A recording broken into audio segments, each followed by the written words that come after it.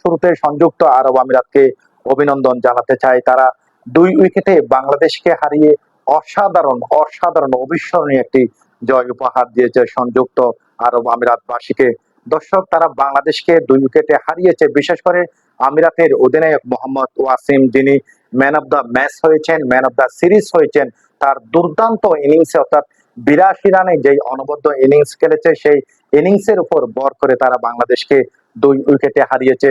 দর্শক, দুই দলের যে খেলোয়াড়দের যে পারফরমেন্স, দুই দলের খেলোয়াড়দের যে ব্যাটিং বোলিং, সেই বিষয়ে একটু পর্যালোচনা করতে চাই। দর্শক, বিশেষ করে এই যে বাংলাদেশ দল ২০৫ রানের বিশাল স্কোর করার পরে কিন্তু আমিরাত বাংলাদেশকে অবিস্মরণীয়ভাবে অসাধারণভাবে তারা বাংলাদেশকে হারিয়ে ইতিহাস গড়েছে। দর্শক, এখানে আমিরাত জিতার পিছনে আমিরাতের প্রত্যেকটা খেলোয়াড় তাদের যে কমিটমেন্ট, তারা জয়ের জন্য কিন্তু শুরু থেকে তারা খেলেছেন। আমিরাতের দুইজন ওপেনিং ব্যাটসম্যান তারা ১০৭ রানের বিশাল কিন্তু তারা জুটি গড়েছেন এবং যে জুটির মধ্য দিয়ে তারা ঐতিহাসিক এই জয় পেয়েছে। এখানে অসাধারণ খেলে সংযুক্ত আরব আমিরাত তারা অবিস্মরণীয় ঐতিহাসিক জয় পেলেও কিন্তু বাংলাদেশের যে ব্যাটিং, সেই ব্যাটিং এবং বাংলাদেশের বোলিং, বাংলাদেশের ফিল্ডিং সব জায়গায় কিন্তু দুর্বলতা ছিল। দর্শক, বিশেষ করে বাংলাদেশের ব্যাটিংটা অবশ্যই ভালো হয়েছে, তবে কিন্তু শেষ ওভারের কথা অবশ্যই বলতে হবে।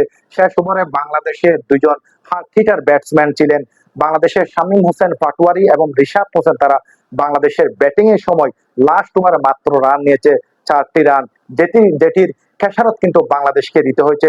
বাংলাদেশ কিন্তু শেষ ওভারটিতে শামীম হোসেন এবং রিশাদ হোসেন তারা যদি একটু আন্তরিকভাবে খেলতেন, তারা যদি অবহেলা না করতেন, তাহলে লাস্ট ওভারটিতে বাংলাদেশ আরো মিনিমাম ১০টি রান যোগ করতে পারতেন। দর্শক, এখানে বাংলাদেশ দল সংযুক্ত আরব আমিরাতকে যেভাবে আসলে নেওয়ার কথা ছিল, সেভাবে কিন্তু বাংলাদেশ দল সংযুক্ত আরব আমিরাতকে দেখেনি। তারা অনেকটা দুর্বল প্রতিপক্ষ মনে করেছে এবং যেই কারণে তারা কিন্তু অনেক জায়গায় তারা অবহেলা করেছে। বোলিং এর সময় তারা অবহেলা করেছে, ব্যাটিং এর সময় অবহেলা করেছে, বিশেষ করে ফিল্ডিং এর সময় এমন একটি ফিল্ডিং যেটি বাজে ফিল্ডিং। আপনারা যারা খেলা দেখেছেন, বাংলাদেশের অধিনায়ক লিটন কুমার দাস, রিশাদ হোসেন সহ ৩ জন খেলোয়াড় একসাথে গিয়েও কিন্তু একটি ক্যাচ তারা মিস করেছেন এবং অনেকগুলো ক্যাচ তারা মিস করেছেন। একটা সহজ ক্যাচ মিস করেছেন তহিদ হৃদয়।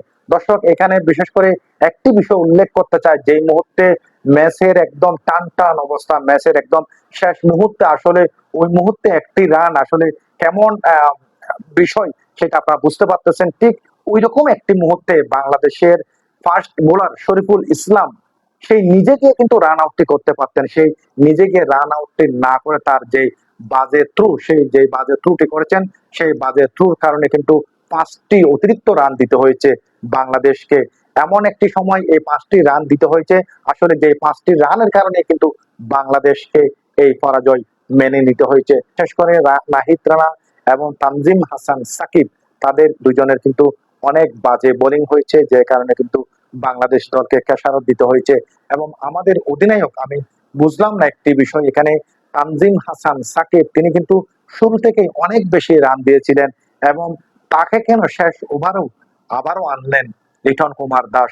দর্শক, এখানে রিশাদ হোসেন অথবা শরীফুল ইসলামের একটি ওভার রাখতে পারতেন আমাদের লিটন কুমার দাস, তিনি সেটি না করে কিন্তু যেটি করেছেন এটি তার দুর্বলতা প্রকাশ পেয়েছে বলে আমি মনে করছি। এবং আমাদের দলের এই যে প্রত্যেকটা যে ফিল্ডার বোলার, তাদের মধ্যে যে কানেকশন, তাদের মধ্যে যে একটি দল হিসাবে যেটি সমন্বয়, সেটি আমরা কিন্তু দেখতে পারিনি এই ম্যাচটিতে। বিশক, যাই হোক, আমাদের আসলে এটি খেলার একটি অংশ, অবশ্যই আমরা আলোচনা সমালোচনা করছি, কেননা সামনে রয়েছে আমাদের পাকিস্তানের সাথে আরো একটি সিরিজ। আমরা আশা করছি সংযুক্ত আরব আমিরাতের সাথে বাংলাদেশ যে ভুল ভ্রান্তিগুলো তারা করেছে, সেই ভুল ভ্রান্তিগুলো তারা শুধরিয়ে পাকিস্তানের সাথে সামনের সিরিজে দারুণ খেলবেন, ভালো খেলবেন এবং বাংলাদেশকে দারুণ জয় উপহার দেবেন, এমনটাই বাংলাদেশের ক্রিকেট প্রেমীদের প্রত্যাশা। দর্শক, ভালো থাকবেন, সুস্থ থাকবেন। ধন্যবাদ সবাইকে।